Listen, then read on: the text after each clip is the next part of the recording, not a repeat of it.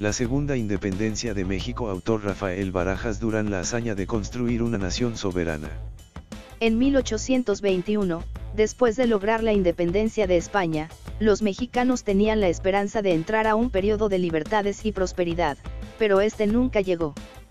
Para evitar la pérdida total de la nación, entre 1821 y 1867 miles de los tatarabuelos de nuestros bisabuelos dieron su vida para evitar que México volviera a ser la colonia de un imperio extranjero y, al mismo tiempo, tuvieron que transformar su forma de pensar y los usos y costumbres de la sociedad. En esta etapa de su historia, México perdió la mitad de su territorio, pero logró consolidarse como un Estado-nación libre e independiente. Este periodo de la historia de México fue tan intenso como decisivo, fue de cambios profundos y mucho de lo que hoy somos como nación se explica por lo que ocurrió en aquellos años. Para lograr esta segunda gran transformación de la nación, tuvieron que ocurrir muchas cosas, conspiraciones en fraternidades secretas, debates apasionados, levantamientos populares, cuartelazos, pleitos fratricidas, intervenciones extranjeras, luchas de resistencia, batallas heroicas, traiciones dolorosas y actos conmovedores de resistencia. A México le costó trabajo nacer como nación independiente, entre otras cosas, porque la vieja sociedad colonial seguía viva y no le permitía al país ser algo distinto a una colonia. Para nacer como Estado soberano, México tuvo que hacer su segunda gran revolución, la reforma de los liberales. El peso del régimen colonial en el México independiente. La Guerra de Independencia fue, como otros movimientos de aquel tiempo, una rebelión por libertades esenciales, contra el gobierno de los reyes, el sistema feudal, que era opresivo, oscurantista y fanático. En el viejo régimen feudal, una minoría gozaba de grandes privilegios, mientras que la gran mayoría sufría constantes maltratos, no había libertad de pensamiento ni de prensa y la Iglesia, mediante la fe religiosa, controlaba la vida cotidiana de la gente, desde su nacimiento hasta su muerte. Los insurgentes creían que la independencia de España le traería al país un periodo de libertades, riqueza y estabilidad, pero esto no ocurrió porque es muy difícil cambiar los usos y costumbres y transformar la forma de pensar de una sociedad. El primer México independiente venía directamente de la Nueva España colonial, el régimen de castas, que dividía a la sociedad en función de su raza, cambió muy poco, de modo que la mayoría permaneció en la pobreza y la ignorancia y unos cuantos privilegiados siguieron concentrando el poder y el dinero. Sobre todo, México nació como una nación católica, apostólica y romana, de modo que la doctrina católica continuó dominando los pensamientos, la vida cotidiana y las relaciones familiares de todos los ciudadanos. Todos se educaban con los curas y seguían los mandatos del clero. De hecho, la Iglesia era parte del Estado, era lo que se conoce como un Estado confesional, y era la institución más rica y poderosa de la nación, pues concentraba tierras, bienes urbanos y dinero. Era la autoridad religiosa, la guía espiritual y política de todos los ciudadanos, la banca, el principal productor y la única escuela de la nación. Además, los sacerdotes y los jerarcas de la Iglesia, obispos, arzobispos y demás, estaban convencidos de que la ley de Dios era más importante que la de los hombres y le debían obediencia al Papa, que era el rey de Roma, quien seguía las lógicas del viejo régimen feudal. Una nación dividida entre liberales y conservadores. Desde muy temprano, en el México independiente se formaron dos bandos políticos, cada uno con un proyecto distinto de país. Por un lado estaban los liberales, los herederos de la lucha de los insurgentes, que exigían cambios profundos en favor de la libertad, la igualdad y la justicia y, por el otro, los conservadores, herederos del viejo régimen, que querían conservar sus privilegios económicos y políticos y que estaban en contra de los cambios. Los liberales eran un grupo amplio y variado, pero poco unido, en el que militaban hombres de empresa, curas de pueblo, algunos hacendados, artesanos, periodistas y demás. Defendían la libertad de prensa, de pensamiento y de comercio, la igualdad ante la ley, un gobierno que representara al pueblo y en el que no hubiera un poder absoluto, sino tres poderes, el presidente, el Congreso y la Suprema Corte. Su modelo era Estados Unidos. En contraste, los conservadores eran un grupo más compacto que estaba ligado al antiguo régimen. A este grupo pertenecían los restos de la nobleza, los principales mineros y comerciantes, la mayoría de los grandes latifundistas, la casta militar y el alto clero. Todos ellos pretendían regresar al orden colonial, en especial, defendían sus privilegios y un conjunto de derechos legales excepcionales, es decir, sus fueros. Creían en la monarquía, en la religión y la tradición. Su modelo eran las monarquías de Europa. Tanto los liberales como los conservadores estaban educados en la doctrina católica, de modo que el debate tuvo un contenido religioso muy fuerte.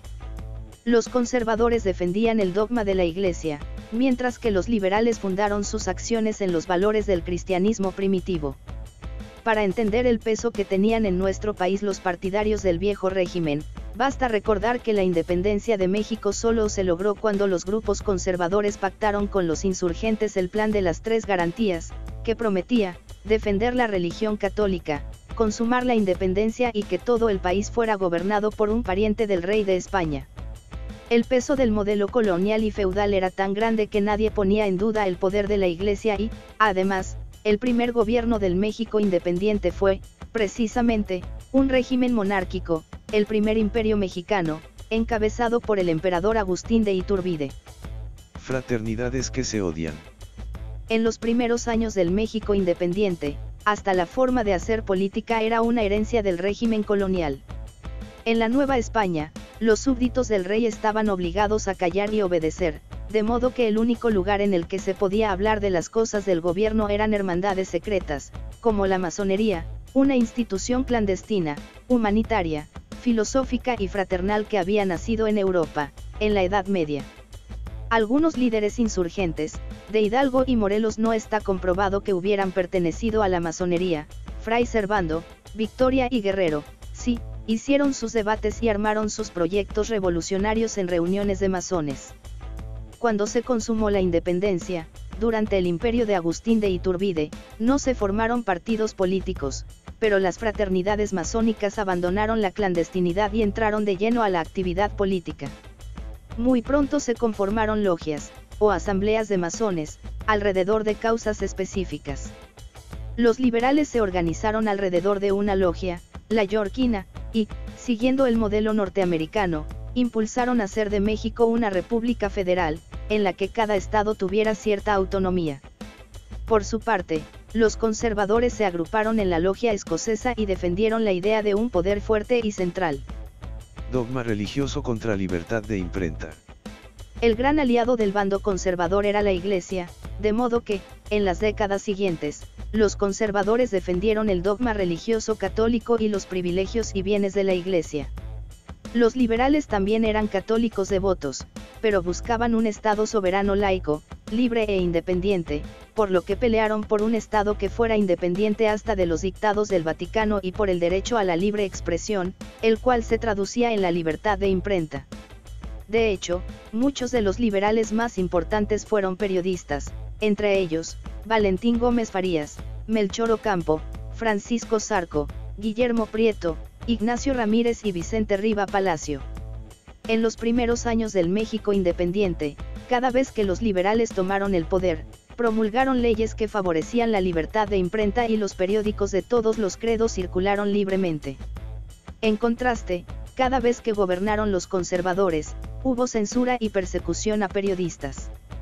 Los 4 periodos del primer México independiente. Las diferencias entre liberales y conservadores eran tan profundas que, entre 1821 y 1863, estos dos bandos se pelearon por el poder y se alternaron, casi siempre de forma violenta, mediante cuartelazos y golpes de Estado.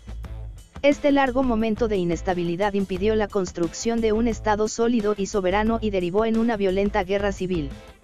Además, fue el terreno propicio para la intervención de potencias extranjeras. De este modo, Estados Unidos invadió México en 1847 y después de una guerra de conquista se quedó con más de la mitad del territorio nacional, y Francia buscó hacer de nuestro país una colonia al servicio de sus intereses. En esta etapa de su vida México tuvo 50 gobiernos distintos, un emperador, 16 presidentes y 33 gobiernos provisionales. La primera etapa del México independiente se divide en 4 periodos. 1. El Primer Imperio, 1821 a 1823. 2. La Primera República Federal, 1823 a 1835. 3. La República Centralista, 1835 a 1846. 4. La Segunda República Federal, 1846 a 1863. Cada uno de estos periodos tuvo su propia historia y la transformación del país se dio poco a poco, con avances y retrocesos. El Primer Imperio Mexicano. En septiembre de 1821, Agustín de Iturbide entró triunfante a la Ciudad de México al frente de su ejército trigarante. Este fue un momento de gran esperanza, pues al fin se había logrado la paz y se creía que el país, al librarse de los tributos que le tenía que hacer a la corona española, por fin podría gozar de sus riquezas. Sin embargo, la situación era muy complicada, pues la guerra había devastado a territorios enteros y limitado la actividad comercial, minera y agrícola. El conflicto internacional era fuerte. El rey Fernando VII de España, que tenía aún muchos partidarios en América, no reconoció la independencia y no mandó a un miembro de su familia a gobernar México. De hecho, cortó las rutas comerciales y financió en secreto una expedición de reconquista. El 22 de mayo de 1822, el general Agustín de Iturbide se hizo coronar emperador. Tan pronto subió al trono, Agustín fue atacado por los liberales que querían una república federal y por los monárquicos que exigían el regreso de la corona española. Finalmente, en febrero de 1823, Iturbide fue derrocado por una alianza conformada por los liberales, encabezados por Antonio López de Santa Anna y los monárquicos. El primer emperador mexicano renunció a la corona en marzo de 1823 y se exilió en Europa. En julio de 1824 Iturbide regresó a nuestro país para avisar que España organizaba una expedición de reconquista. Sin embargo, fue detenido al llegar a Tamaulipas, ya que se le había declarado traidor y fue fusilado casi de inmediato. Pasaron décadas antes de que el país volviera a ser gobernado por un rey. La Primera República Federal. El gobierno de Guadalupe Victoria. Tras la caída de Iturbide, en marzo de 1823, se formó un gobierno provisional que creó la República Federal y convocó a elecciones para conformar un Congreso. Ese Congreso redactó una nueva constitución y nombró como primer presidente de México al general insurgente Guadalupe Victoria, cuyo nombre verdadero era José Miguel Ramón Adaucto Félix Fernández. Guadalupe Victoria asumió el poder el 1 de octubre de 1824 y, 3 días después, se proclamó la Constitución Federal de los Estados Unidos Mexicanos, la cual establecía que el país sería gobernado por 3 poderes, ejecutivo, legislativo y judicial, y la autonomía de los estados. Esta constitución buscó conciliar los intereses de liberales y conservadores. Además, Guadalupe Victoria trató de hacer un gobierno con gente de todos los bandos, pero esto no fue posible, pues los partidarios del viejo régimen no querían una república federal. En 1827 se descubrió que un grupo de monárquicos conspiraba para regresarle el país a Fernando VII. Esta conspiración terminó en la expulsión masiva de los españoles avecindados en México. En 1828, el vicepresidente Nicolás Bravo, un conservador, se alzó en armas para derrocar a Guadalupe Victoria, pero fue rápidamente derrotado por tropas leales al gobierno. Con estas acciones el bando conservador terminó por desprestigiarse. En 1828 hubo elecciones presidenciales y en ellas se presentaron 3 candidatos, todos eran liberales: Vicente Guerrero, Manuel Gómez Pedraza y Anastasio Bustamante. El favorito del pueblo era el afromexicano Guerrero, un héroe insurgente, pero en aquel momento no había voto directo, de modo que los congresos ignoraron la voluntad general y votaron por Gómez Pedraza. Esto desató la ira del pueblo. Guerrero y sus seguidores se levantaron en armas y, acorralado, el Congreso tuvo que nombrar presidente a Vicente Guerrero. El gobierno de Vicente Guerrero. Desde el inicio de su gobierno Guerrero impulsó varios proyectos que habían sido el anhelo de los insurgentes: la educación pública y gratuita, una reforma agraria favorable a los campesinos, el desarrollo de la industria, trabajo para todos, el voto universal y directo, la tolerancia religiosa y la supresión de fueros militares y eclesiásticos.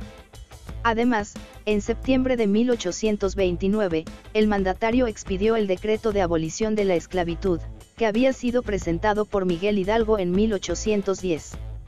Por supuesto, los conservadores se opusieron a estas ideas. Hubo un intento de reconquista española encabezado por Isidro Barradas, que fue derrotado, después de lo cual varios militares trataron de dar un cuartelazo y, en diciembre de 1829, el vicepresidente Anastasio Bustamante se levantó en armas para derrocar a Guerrero. El pronunciamiento de los hombres de bien. Cuando Guerrero salió de la Ciudad de México a combatir los levantamientos, los conservadores y sus aliados tomaron el Congreso y nombraron presidente a Bustamante, quien rápidamente estableció un gobierno conservador. Guerrero fue detenido con engaños y fusilado en Cuilapam, Oaxaca, en 1831. Después se supo que su asesinato había sido organizado por el principal dirigente de los conservadores, Lucas Alamán. Anastasio Bustamante gobernó para el clero y los hombres más ricos del país. Expulsó a los diputados de oposición, atacó a los liberales y cerró periódicos. En 1832 le cedió el gobierno a Gómez Pedraza, quien convocó a elecciones para el año siguiente. El gobierno liberal de Valentín Gómez Farías. En 1833 el principal dirigente de los liberales, Valentín Gómez Farías, y su brazo derecho, José María Luis Mora, unificaron las logias masónicas y fundaron el Partido Liberal Mexicano. El primer programa liberal planteaba, entre otras cosas, la libertad absoluta de la prensa, acabar con los fueros del clero y el ejército, y quitarle a la Iglesia el monopolio de la educación. Los liberales propusieron como presidente a Antonio López de Santa Anna y como vicepresidente a Valentín Gómez Farías, y ganaron los comicios de 1833. Muy pronto, Santa Anna se retiró de la presidencia, por lo que el 1 de abril Gómez Farías quedó al mando de la nación y promovió varias reformas constitucionales con la intención de transformar al país. Gómez Farías no intentó separar a la Iglesia del Estado, pero, entre abril de 1833 y 1834, buscó limitar el poder del clero mediante una serie de leyes que proponían, entre otras cosas, libertad absoluta de opiniones, eliminar los fueros del clero y la milicia, educación pública, hacer de la Iglesia un órgano de Estado, prohibir la participación de los curas en política, eliminar los diezmos, un impuesto de la Iglesia, nombrar a los curas como funcionarios del gobierno, para que dependieran de México, no del Vaticano, y eliminar la pena capital.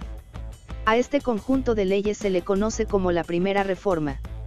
Además, Gómez Farías abrió un juicio para castigar a los asesinos de Guerrero.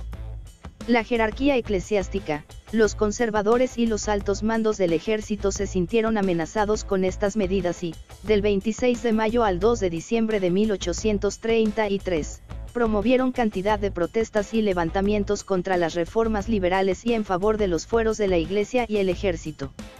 Los conservadores se sublevaron al grito de religión y fueros y exigieron que Santa Anna volviera a asumir la presidencia. El 24 de abril de 1834 Santa Anna volvió a asumir la presidencia, reemplazó a Gómez Farías, anuló las leyes liberales y disolvió al Congreso. En septiembre don Valentín dejó la capital y terminó desterrado en Nueva Orleans, en Estados Unidos. Allí acabó la Primera República Federal. La República Centralista. El gobierno centralista de los hombres de bien según el bando conservador, que apoyaba la idea de un gobierno centralista. La inestabilidad del país tenía su origen en el hecho de que cada estado de la República tenía cierta autonomía que lo hacía privilegiar sus intereses locales en detrimento de la República, es decir, que el problema era el sistema federal. Para establecer un control estricto sobre toda la nación, los conservadores impusieron un gobierno centralista y, en 1835, los hombres de bien establecieron un Congreso que derogó la Constitución Federal de 1824 y promulgó en 1836 una legislación centralista y opresiva conocida como las 7 leyes constitucionales. La nueva ley establecía que la religión católica era obligatoria, creó una institución llamada el Supremo Poder Conservador, un grupo de notables que estaba por encima de los 3 poderes, se dividió el territorio en departamentos y se suprimieron los congresos locales. Según las 7 leyes, el gobierno central controlaba todo el presupuesto del país, y solo podían votar y ser votados quienes tuvieran propiedades, tierras o una cantidad importante de dinero. Los conservadores suponían que el poder central le traería estabilidad al país, pero el periodo que va de 1837 a 1842 fue turbulento y estuvo marcado por las maniobras de caudillos militares como Bustamante, Nicolás Bravo y Santa Anna. Bustamante gobernó de abril de 1837 a marzo de 1839, lo sucedió Santa Anna como interino, este fue reemplazado por Bravo unos días en julio. Bustamante retomó la presidencia el 19 de julio y renunció el 22 de septiembre de 1841 por la presión de Santa Anna y Mariano Paredes y Arrillaga. Cualquiera que tuviera una fuerza militar suficiente podía tomar el poder. La debilidad del régimen y la inestabilidad del país abrió los apetitos de las potencias coloniales, por lo que, en este periodo, México sufrió varias intervenciones. En 1838 Francia envió 10 barcos de guerra a Veracruz, puerto que bombardearon pretextando que tropas mexicanas habían saqueado la pastelería de un ciudadano francés. Este episodio es conocido como la Guerra de los Pasteles. 2 años antes, en 1836, el aumento de la colonización de pobladores anglosajones protestantes en Texas, partidarios de mantener la esclavitud, provocó que ese estado se independizara de México y se anexara a Estados Unidos en 1845. Santa Anna, el hombre de la situación. Durante el tiempo en que los grupos centralista y federalista se dedicaron a pelearse entre sí, el hombre de la situación fue el general Santa Anna, un caudillo oportunista que cambiaba de bando según le convenía. Sin embargo, su posición privilegiada dependía exclusivamente de que el país se mantuviera inestable, por ello, el general ayudó a que el país se mantuviera en perpetua crisis.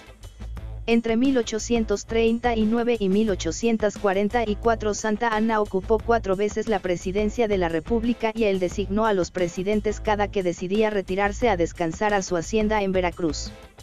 En 1842 este caudillo asumió una vez más la presidencia de la República gracias a un movimiento armado que le entregó todo el poder.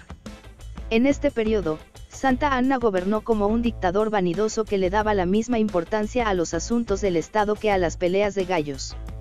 En 1844 el general Mariano Paredes y Arrillaga se levantó en armas en Jalisco y Santa Anna salió a combatirlo sin pedirle permiso a los diputados. Estos se rebelaron contra el dictador, el pueblo apoyó a los diputados y la guarnición de México se pronunció contra don Antonio, quien tuvo que huir a Colombia. El militar moderado José Joaquín de Herrera ejerció la presidencia interina entre diciembre de 1844 y diciembre de 1845. La intervención norteamericana.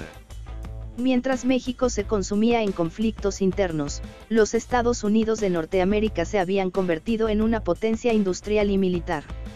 El gobierno norteamericano tenía, desde hacía tiempo, la intención de extender su territorio hasta el Océano Pacífico, pero para ello necesitaba quitarle tierras a México.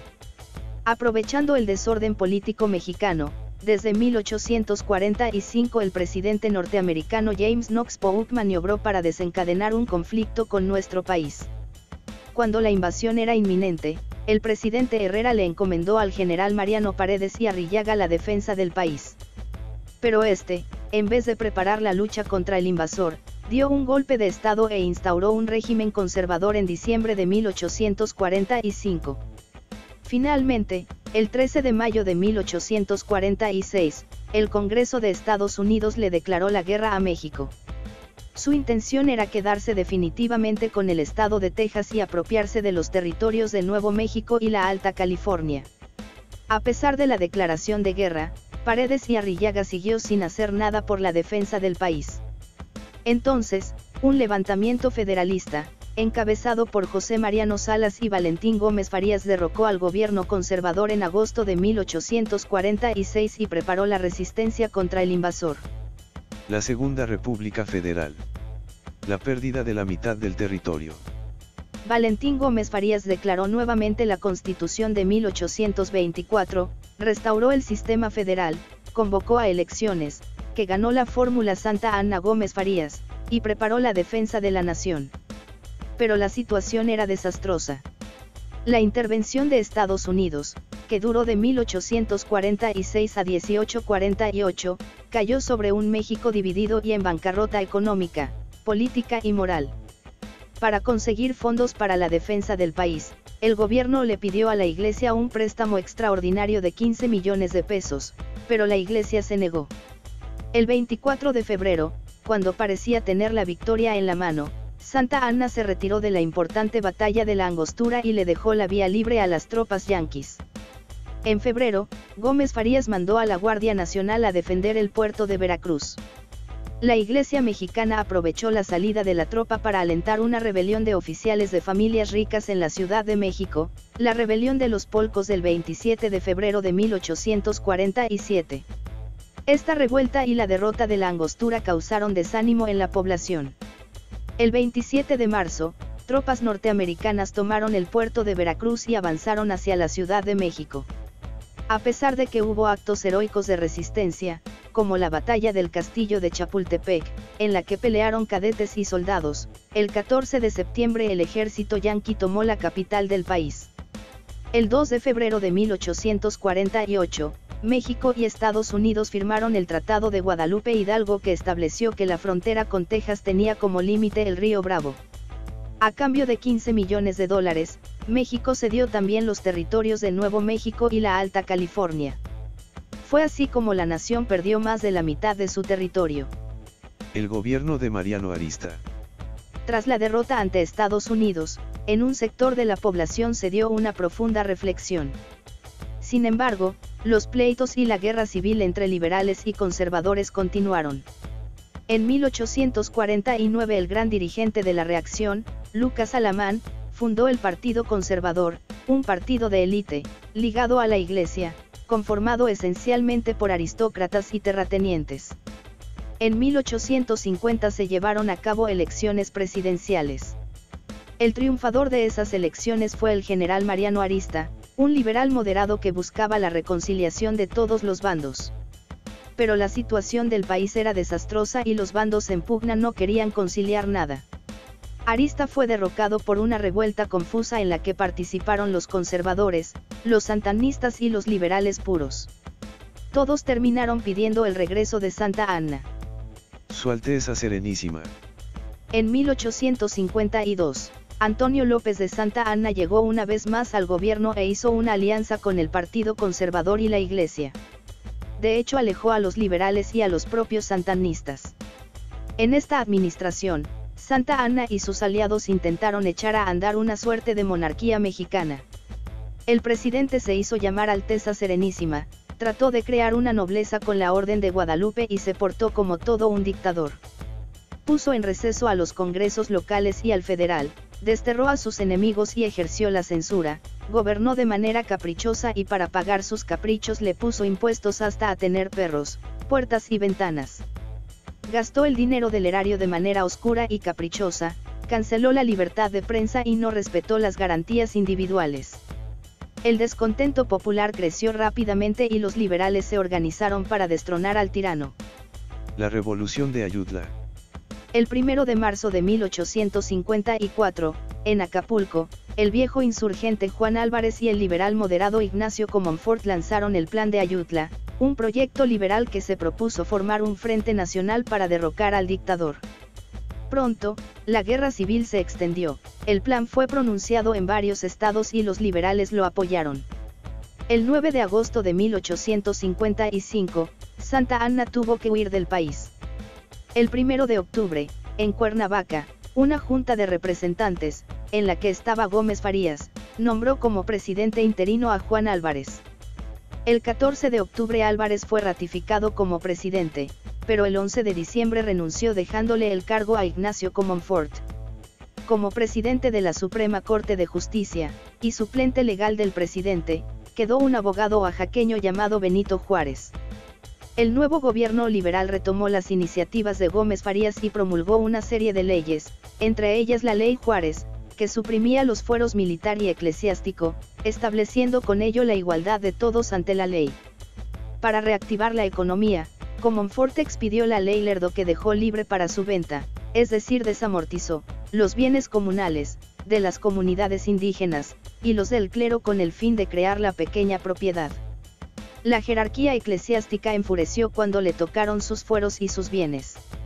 El conflicto llegó a Roma y el Papa Pío IX convocó a un consejo con los cardenales en el que condenó al gobierno mexicano y llamó a los fieles a desobedecer la ley.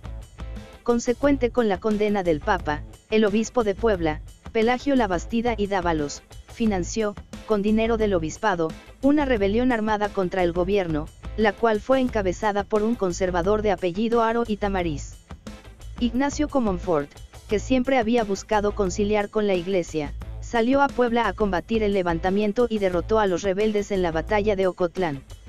Más tarde, cuando se comprobó que el obispo poblano había financiado la rebelión, Comonfort nacionalizó los bienes del obispado de Puebla. Esta fue la primera nacionalización de bienes del clero. La Constitución de 1857. El conflicto del obispado de Puebla con el gobierno hizo evidente que el alto clero mexicano había sido un factor de desequilibrio e inestabilidad para el país, entre otras cosas, porque obedecía los dictados de un estado extranjero, el Vaticano. Era claro que, si querían tener un país independiente, los mexicanos estaban obligados a separar el poder de la Iglesia del Estado.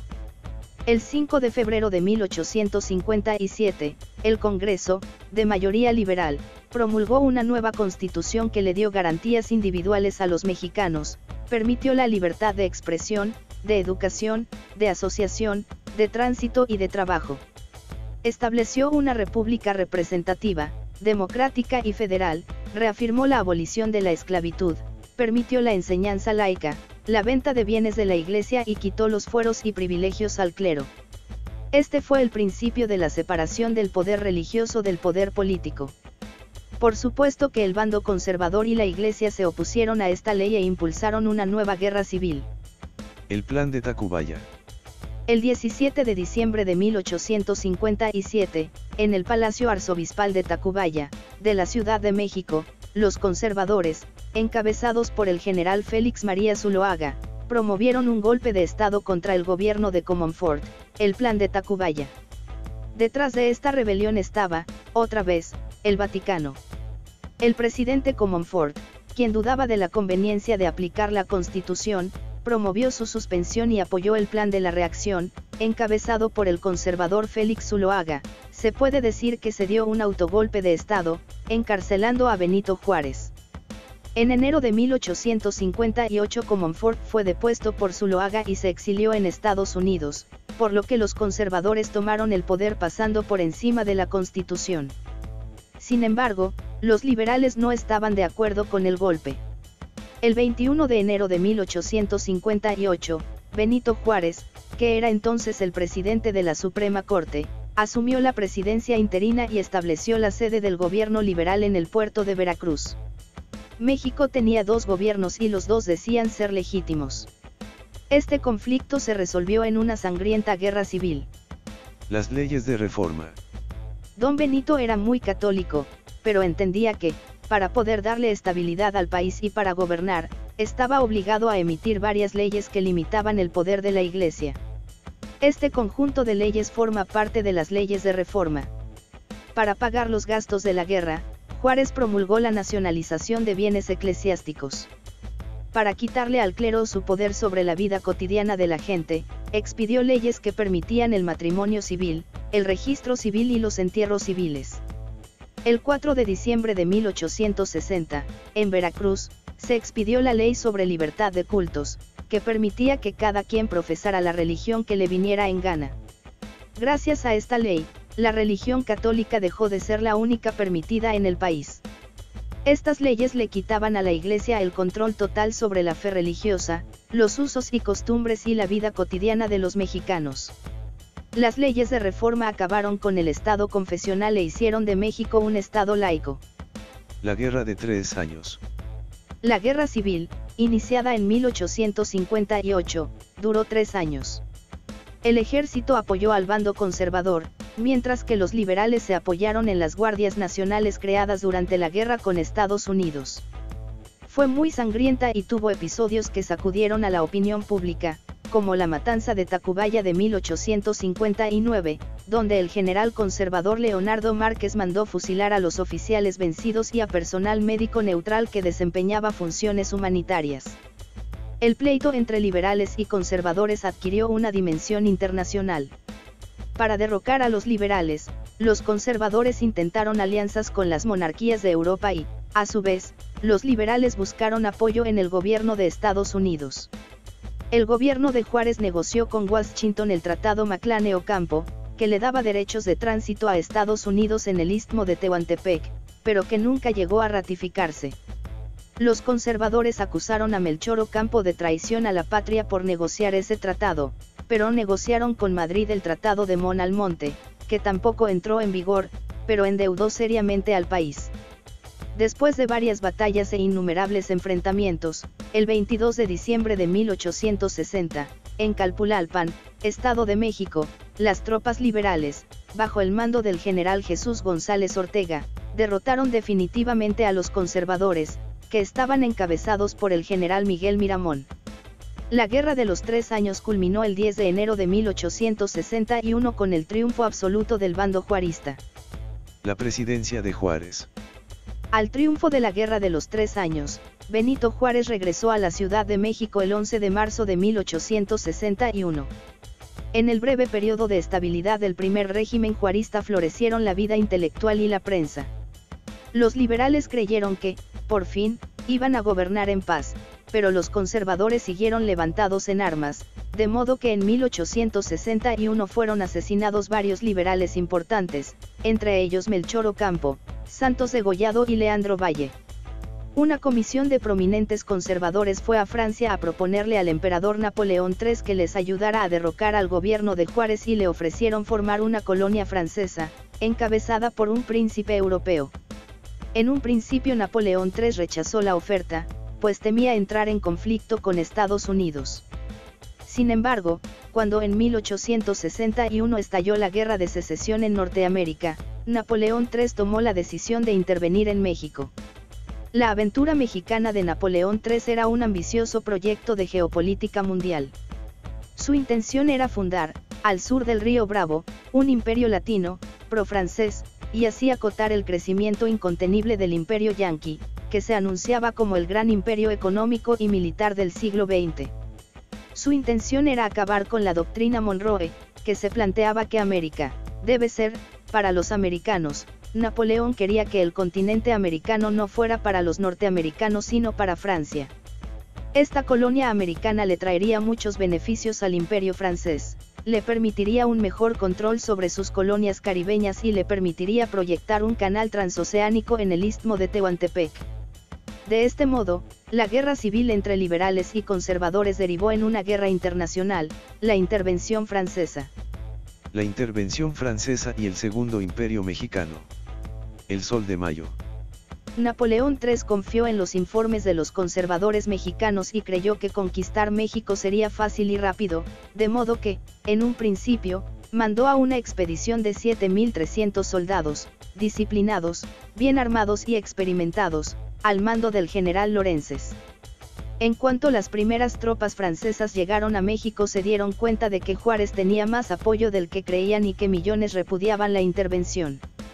Pero, a pesar de la resistencia, los franceses ganaron las primeras batallas. Al bando liberal le pesaba el prestigio del ejército francés, que tenía fama de ser el más poderoso del mundo. Las tropas populares mexicanas, los chinacos, se sentían en franca desventaja ante el invasor, pues muchos de los soldados mexicanos eran reclutas sin experiencia y estaban mal armados. Pronto, las tropas francesas llegaron a Puebla. Todos daban por hecho que Francia tomaría la ciudad con facilidad. Sin embargo, contra todos los pronósticos, el 5 de mayo de 1862 las tropas mexicanas, al mando del general Ignacio Zaragoza, vencieron a las de Lorences, en Puebla. Este triunfo se convirtió en el símbolo del repudio a la intervención y era la prueba de que la chinaca podía derrotar a los franceses. Tras la derrota de Puebla, el emperador francés dudó en proseguir su aventura mexicana, pero finalmente decidió redoblar el ataque y envió a México un ejército de 28.000 hombres, 5 veces más que los enviados en la primera expedición, a los que se sumaron 7.000 soldados del bando conservador mexicano. Napoleón colocó, al frente de esta gran fuerza, al prestigiado general Élie Frédéric Faure. La siguiente gran batalla tuvo lugar, otra vez, en Puebla. El sitio de Puebla. El ejército francés no se retiró de México y quedó acuartelado en Veracruz, en espera de refuerzos.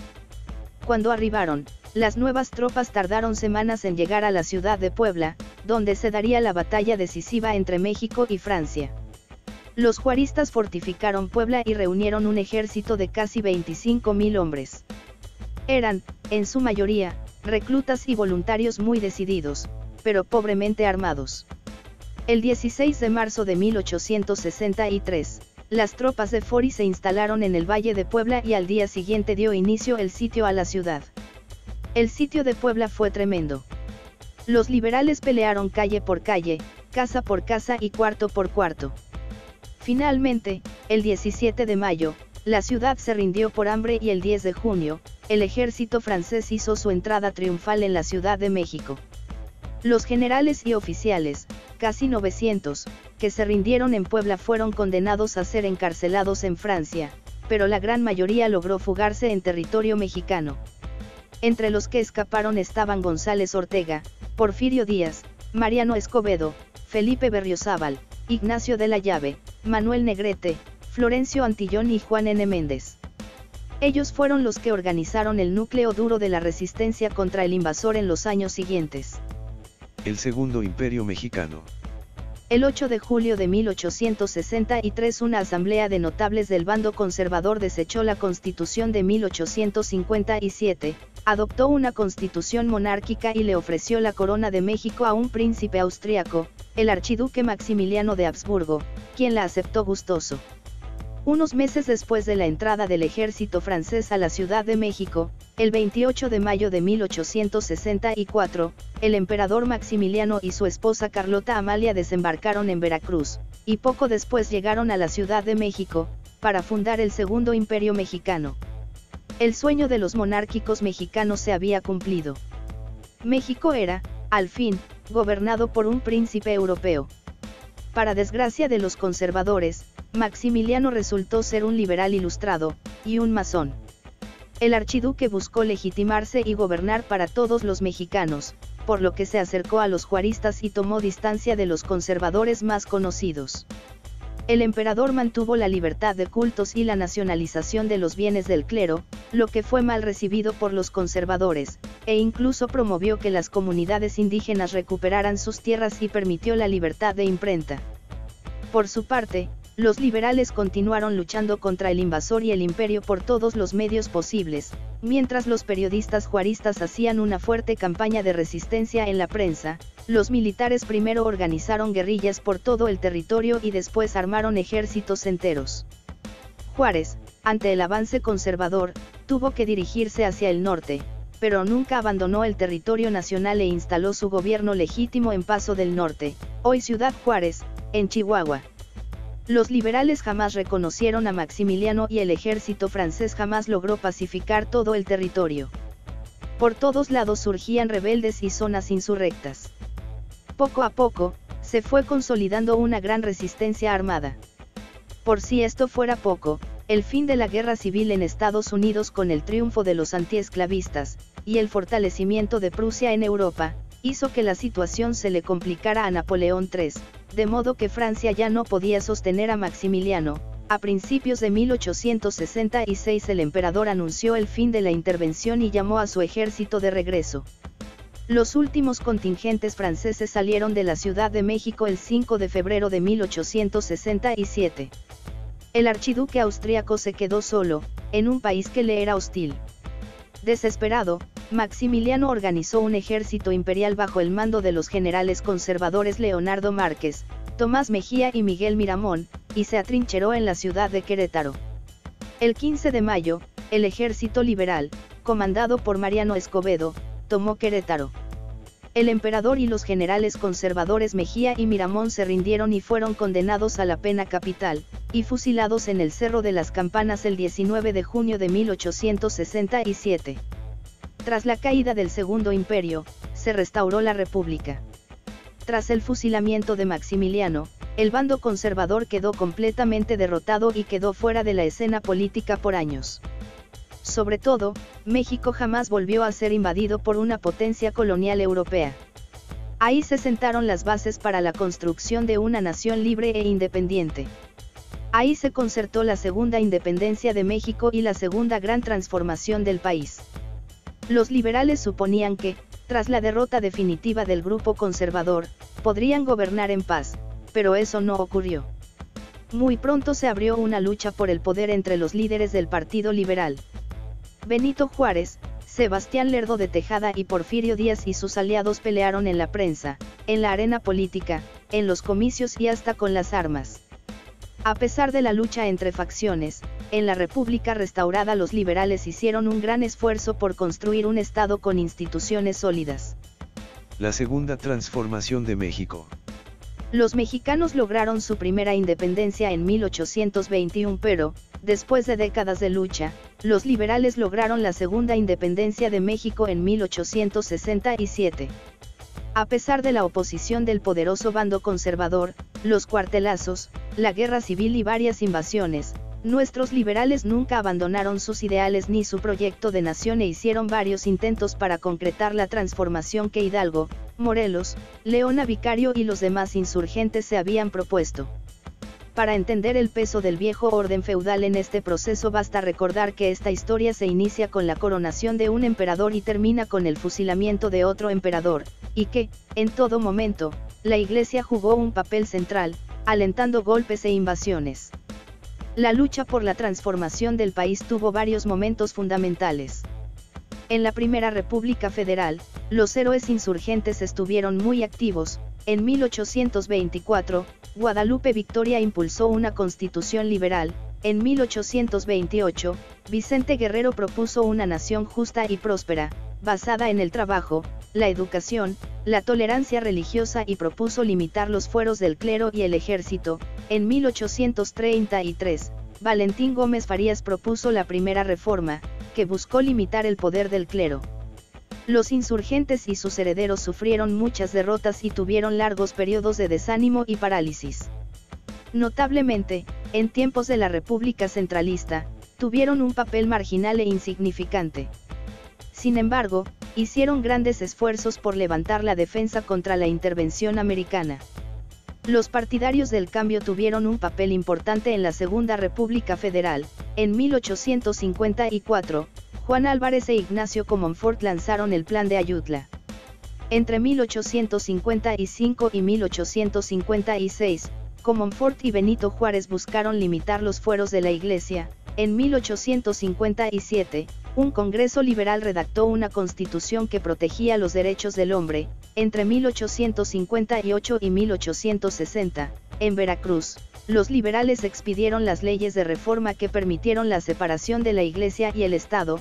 Entre 1861 y 1863, los chinacos defendieron al país de la intervención francesa. Entre 1863 y 1867, los chinacos, Juárez y los demás liberales combatieron y derrotaron al Segundo Imperio. Cabe señalar que los movimientos por el cambio que se dieron en México no fueron un fenómeno aislado. La Guerra de Independencia forma parte de un ciclo de revoluciones que tuvieron lugar en América y Europa. Del mismo modo, el Imperio de Iturbide, los gobiernos conservadores, el gobierno de los hombres de bien, las dictaduras de Santa Anna, en alianza con los conservadores, y el Segundo Imperio corresponden a los movimientos que buscaron restaurar las monarquías en Europa entre 1815 y 1848. Asimismo, la administración liberal de Valentín Gómez Farías de 1833 se corresponde con la Revolución de Julio de 1830 en Francia. Finalmente, la Revolución de Ayutla y la oleada juarista se corresponde con el ciclo de la primavera de los pueblos que se dio en Europa en 1848. Todos somos, en buena medida, el resultado de nuestra historia. Venimos de las luchas que dieron nuestros padres, nuestros abuelos y los abuelos de nuestros abuelos. Mucho de lo que México es hoy, Mucho de lo que es actualmente la sociedad mexicana viene de la larga lucha que dieron los liberales mexicanos del siglo XIX.